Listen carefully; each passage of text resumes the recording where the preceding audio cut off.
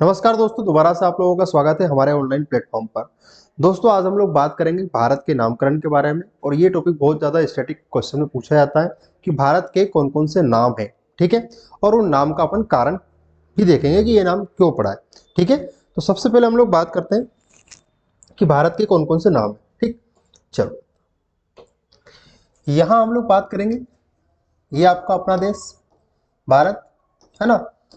India that is Bharat, आप लोगों ने सुना होगा, हमारे संविधान में भी ऐसा लिखा हुआ है, ठीक है। अब वर्तमान में एक आपने सुना होगा, अभी एक खबर आई थी कि इंडिया शब्द समाप्त कर दिया गया है, ठीक है। बात क्लियर है यहाँ तक। उसका नाम अब क्या हो गया है, भारत हो गया। तो हम भारत के बहुत सारे क्या पढ़ने वाले हैं, नाम पढ़ने वाले, ठीक है। और भारत के बहुत सारे नाम याद करने के लिए सबसे पहले आपको क्या करना पड़ेगा, भारत का ही एक राज्य है जिसका नाम है बिहार। भारत का ही एक राज्य है जिसका नाम क्या है, बिहार है ना।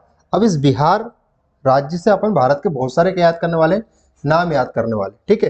तो सबसे पहले हम लोग अगर बात करें यहाँ पर, है ना, तो जैसे बी का मतलब तो आप लोगों को पता है कि बी का मतलब तो क्या हो गया, भारत हो गया। बी का मतलब क्या हो गया, भारत हो गया। इसके बाद अगर आपसे क्वेश्चन पूछा जाए कि सर आई का मतलब भी बता दीजिए, तो आई का मतलब क्या हो गया, इंडिया हो गया, है ना। स्पेलिंग के हिसाब से देखा जाए तो इंडिया आई से स्टार्ट होगा, है ना।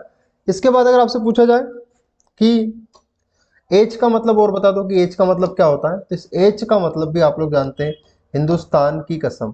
सुना होगा आप लोगों ने नाम, हिंदुस्तान की कसम, ये ना झुकेंगे सर हमारे हर जवान की कसम, ठीक है। इसके बाद ए का मतलब क्या होगा, तो यहाँ ए का मतलब आप लोग जान सकते हैं कि ए का मतलब होगा आर्यों का देश, है ना। ये आर्यों का देश, आर्य आए थे, आपको पता है ना। ये जो आर्य थे ना बेटा, इनकी जो भाषा है ये पूछी जाती, कभी कभी याद रखना। इनकी भाषा जो थी ना वो संस्कृत थी। इनकी भाषा क्या थी, संस्कृत थी, अपने को याद रखना, ठीक। इसके बाद आर का मतलब क्या होगा तो आर का मतलब आप लोग जान सकते हैं कि आर का मतलब होगा क्या।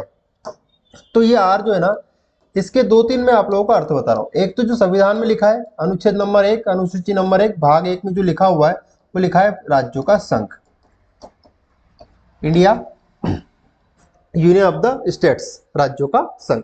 इतनी बात समझ में आ गई। इसके बाद अनुच्छेद 1 अनुसूची 1 भाग 1 में क्या लिखा है कि भारत राज्यों का एक क्या है, संघ है ना। संघ का मतलब ये है कि ये जो कभी भी भारत से अलग नहीं हो सकते। ऐसा नहीं हो सकता कि मध्य प्रदेश कल से बोल दे कि यार मेरे को तो भारत में नहीं रहना ना, मैं तो मैं अपना अलग घर बनाऊंगा, ऐसा नहीं है ना। संघ का मतलब क्या है, एक बार जुड़ गए तो जुड़ गए, फिर कभी जुदा नहीं होंगे। बात समझ में आ गई की बात। चलो, इसके बाद आर का मतलब यहाँ एक और चीज है, यहाँ आर का मतलब होता है, एक नदी से भी इसका नाम पड़ा हुआ है, रेवाखंड। रेवा किसका नाम है, नर्मदा का नाम। नर्मदा का प्राचीन नाम क्या है, रेवा है। इतनी बात आपको समझ में आ गई होगी। अब यहाँ एक बात है कि जो भारत का नक्शा है, आप लोगों ने देखा होगा कि जो भारत का नक्शा है, इस भारत के नक्शे में यहाँ से बीचों बीच से कौन सी नदी निकलती है, नर्मदा नदी निकलती है। बिल्कुल सिंपल है। और ये जो नर्मदा नदी है ये क्या करती है, इस भारत को दो भागों में बांटती है, इसलिए इसका नाम क्या रखा गया है, रेवा खंड। तो दो भागों में बांटने की वजह से इस नदी ने भारत का नाम ही क्या रख दिया, रेवाखंड रख दिया। इतनी बात समझ में आ गई। तो ये सारे जो नाम थे किसके अकॉर्डिंग थे बेटा, भारत के अकॉर्डिंग थे। अच्छा, भारत नाम क्यों पड़ा, तो इसका एक कारण में अगर आप लोग लिखना चाहे या नोट करना चाहे तो लिख सकते हैं कि भरत नाम का एक कबीला था। भरत नाम का एक क्या था, कबीला था। और कबीला था और उसका जो क्षेत्र था उसके लिए अपन लगाते वर्ष। और इस जो कबीले के जो सरदार थे उनका नाम क्या था, भारत था। अपन ऐसे याद रख सकते हैं, इसलिए भरत से ही क्या पड़ा है, भारतवर्ष नाम पड़ा है। तो कुछ इसे मानते हैं कि ये कबीला था, कुछ लोग मानते थे कि ये भरत नाम के क्या थे, राजा थे, और उनका क्षेत्र क्या कहलाया, भारतवर्ष कहलाया, ठीक है। हिंदुस्तान कैसे नाम पड़ा, मैं आपको बताता हूं। ये जो हिंदुस्तान नाम है ना, ये सिंधुस्तान से नाम पड़ा है।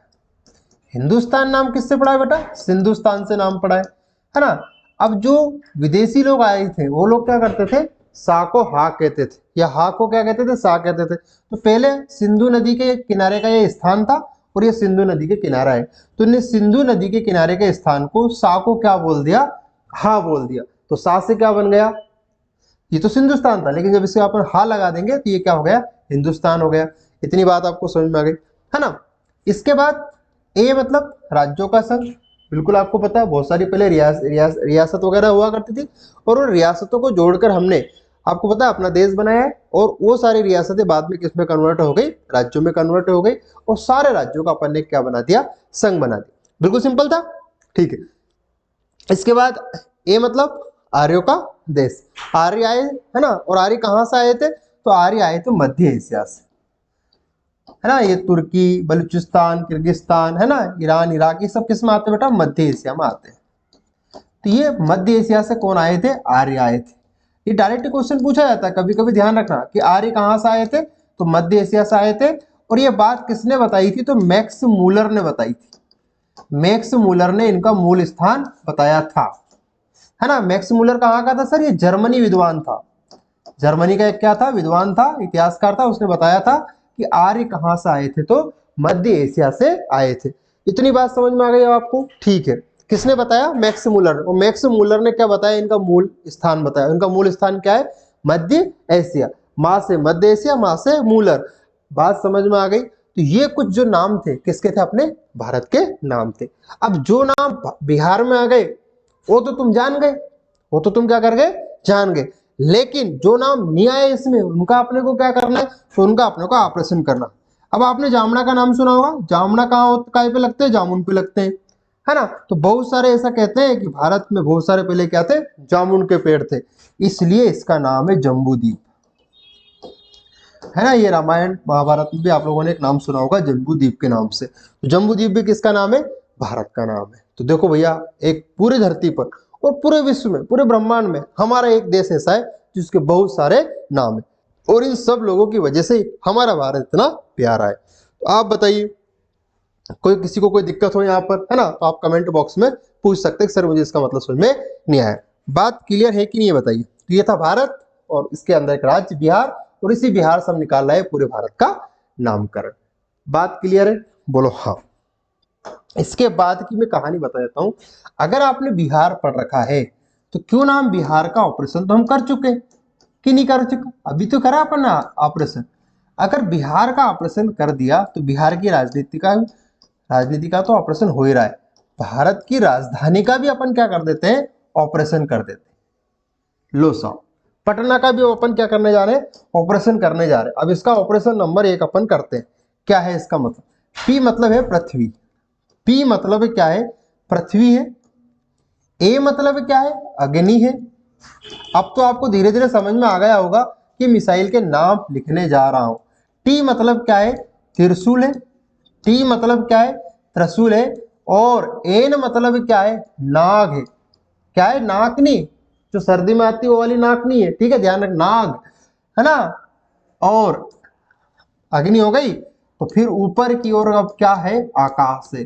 कितनी मिसाइलें गिन लेते, जरा गिन लेते, गिनने में क्या जा रही है अपने बाप का, 1 2 3 4 और 5। कितनी मिसाइल हो गई, 5 मिसाइल हो गई ना। और ये पांचों जो मिसाइल बनाने वाले हैं वो कौन है, APJ अब्दुल कलाम। बात क्लियर है यहाँ तक। इसीलिए the missile man of India किसको कहा जाता है, APJ अब्दुल कलाम को कहा जाता है। कारण समझ में आ गया, उन्होंने कितनी मिसाइल बनाई थी, 5। अब बताओ, भारत का एक राज्य बिहार है, उसी में राज्य आ गए, और उसी के अंतर्गत सारी की सारी क्या आ चुकी है, उनकी मिसाइल आ चुकी है। तो बताइए, इसी मिसाइल से कलाम साहब ने पूरे भारत में, पूरे वर्ल्ड में एक नई क्या बनाई, मिसाइल बनाई, और मिसाइल भी कायम की। ठीक है दोस्तों, तो इस तरह के वीडियो पाने के लिए हमारे चैनल को सब्सक्राइब करें, और मिलते हैं हम लोग नेक्स्ट वीडियो में।